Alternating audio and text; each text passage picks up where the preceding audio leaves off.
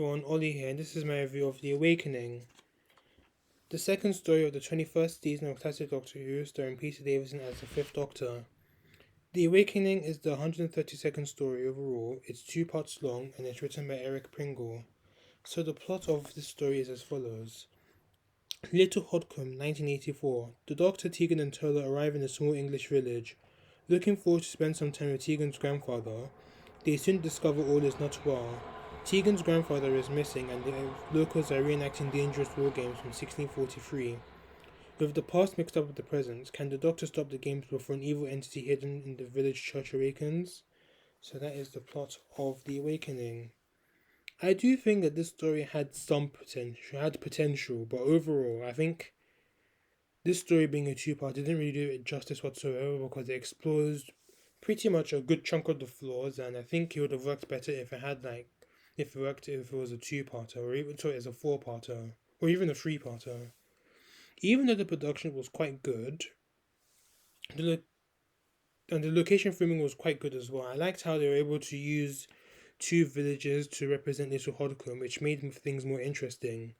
The sets were quite good, especially the church.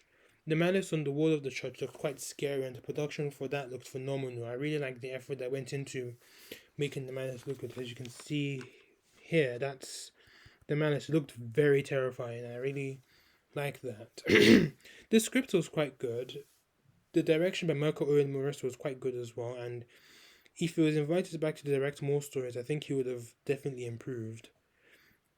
The plot I don't think was actually bad, but if it was a four-parter, I think it would have been a lot better. It would have been. I like the idea of the war reenactments that was hijacked by an external influence, which was the malice, which caused the whole thing to be more chaotic and more violent, more like an actual English Civil War. The Awakening was pretty much a Tegan-centric story for the most part because she wanted to visit her grandfather, who had gone missing, but it turns out he was just locked up somewhere. I do think there were some good moments, such as the part 1 cliffhanger when the Doctor was getting attacked by the malice and local school teacher Jane Hampton was just looking on in terror, and she was just basically just yelling for the Doctor. There was a scene where Tegan was saved from almost getting burned at the stake because she was the Queen of the May. So George Hutchinson was the one that realized that she was missing, and she was replaced by a straw dummy, and this causes a big brouhaha, which allows the Doctor and co to escape into the TARDIS, which was, I think, landed inside the church. There was a cut scene, but it's featured in one of the special features, was where the horse on the carriage accidentally destroys a lich gate because the director wanted the horse to stop at the gate, but then something was distracting the horse, so the producer did something. I think he tried to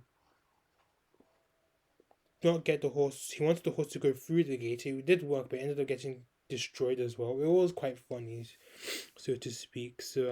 But unfortunately, they had to cut out that scene. So on to the acting, which I thought was alright. Peter Davison, I think he did a good job. I liked how the Doctor was working with others like Jim Hampton, the local school teacher, and Will Chandler, a young lad who was pretty much brought into 1984 from 1643. The Doctor does a great deal of heavy lifting in the story, and I think he handled that quite well. He had some very good dialogue and quite some good direction. Tegan also did a good job, considering this is a Tegan-centric story.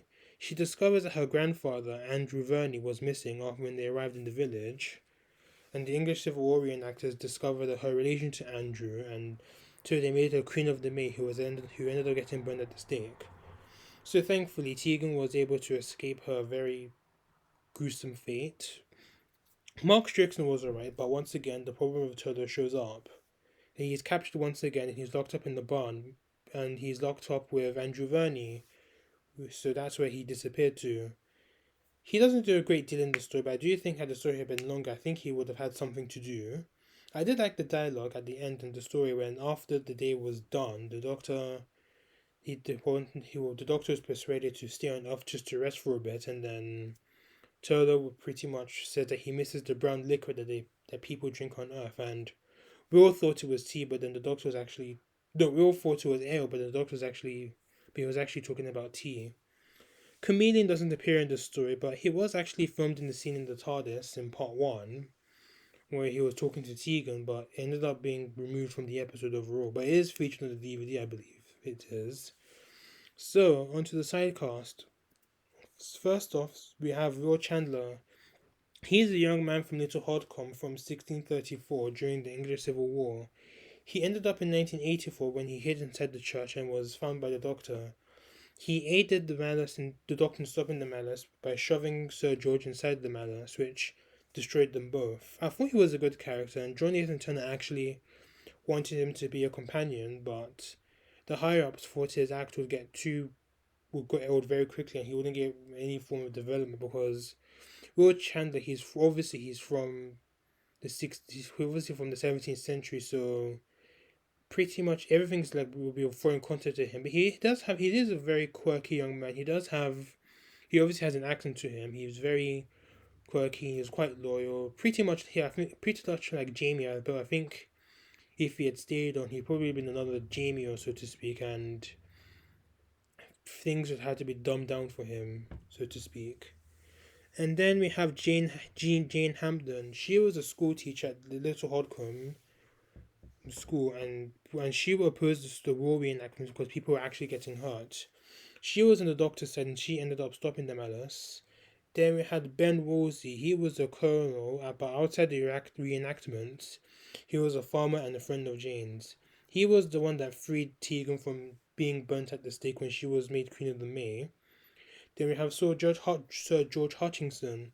He was the one responsible for the reenactments, but he was actually possessed by the malice, which is why the reenactments were so dangerous. He wanted to barter the malice for power, but the malice wanted to use him for its own means. He used the wall to lock off the village so no one could enter or leave, which was illegal, and he was killed by a roll when he was shoved into the malice in the church. Then we have Joe Willow. He was the second in command. He captured the Doctor, Tegan, and Turlough when they arrived, but then he ended up aiding the Doctor in stopping the malice.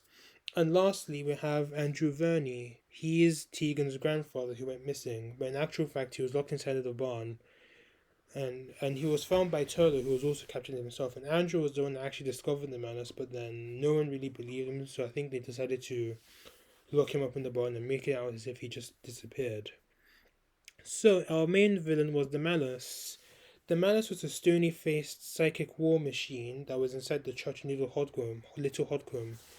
It could physically project itself and pretty much used its hate and rage as a focus point to carry out its full powers, hence the Civil War reenactment in Little Hodcombe, and actually possessed Sir George Hutchinson as a focus point to carry out the war. The Malice was defeated when the Doctor used the TARDIS to cut off the Malice's energy and also had to self-destruct when Sir George was shoved inside it, which killed them both. The Malice looked scary, but I felt as if the Malice was a bit boring, so to speak. But I think if the story had been longer, I think we would have seen the full extent of the Malice's powers. And the idea was there, but cutting the story by half didn't really do any favors at all. So I think so. Obviously, I do think the main fault of this where the story lies is cutting it into two parts. It doesn't really work in my opinion, and I felt as if there was so much ground to cover, like an in-depth analysis of the Malice and a proper explanation of how it ended up on Earth. And the conclusion, it made the story felt very rushed, just like Warriors of the Deep. But Warriors of the Deep, it actually has four parts to it. It actually justifies how some of the reasons there. But I think having this story two parts, it just pretty much cuts everything in half and just leaves some explanations. And the explanation that we got was a bit sloppy, so to speak. Because I think Andrew Verney being locked up in the barn with the soldiers conveniently deciding to lock Turlough up there as well was a bit of a coincidence, so to speak, which quickly solves Andrew's disappearance. And I think part two was coming off from a very slow part one, and part one was pretty much written as if the Awakening was going to be a four-parter. And even though part one did actually fall apart midway through, but it's pretty obvious that they had rushed the story during it. And obviously, as I said before, I do have an issue of how Turlough was being written. As I mentioned before, I think the writer had nothing for him, so They had him getting carted off and getting locked up in barns, just running around with the Doctor towards the end. This is a very common issue in the Peter Davison era as well, and it's pretty, as I said before, we are seeing a lot of companions just getting put on the back burner, just doing stuff, or just following the Doctor, just asking questions, and it's getting quite tiresome seeing this happening again. So to conclude, I think The Awakening is not a bad story. I mean, it could have been possible if it was a four-parter, but I think having it would have fixed a lot of issues that the story had, like an explanation of the malice and seeing more of the malice. But I think cutting it to two parts it just didn't do any favors at all. So I give The Awakening a 4.5 out of 10, which means it's a bad egg. So the next story that will be reviewed will be Frontios. So thanks for watching this review. Please let me know what you thought of this story. Please leave this review. Please leave a comment. Subscribe to my channel if you haven't done so already. Until then, see you later.